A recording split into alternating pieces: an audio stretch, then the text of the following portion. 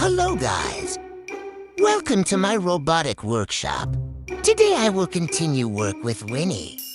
Installing the sensor in his chest was a bad idea. I don't know why I did it. Let's move this sensor to his right eye. To do this, WiNNiE has to be operated on a little bit. Okay, let's go. Soon, this robot will also get a smart camera in his left eye.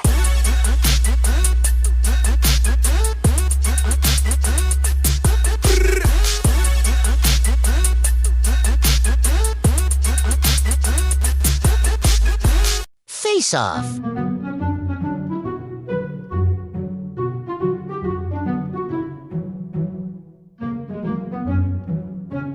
The 3D printed eye bracket is ready.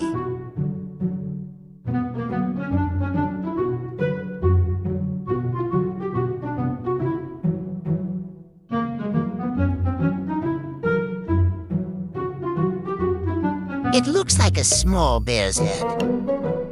This will give WiNNiE the ability to see like a bat. This is a bat. Anyways, soon he'll get a smart camera in his left eye, just like his big brother Eddie.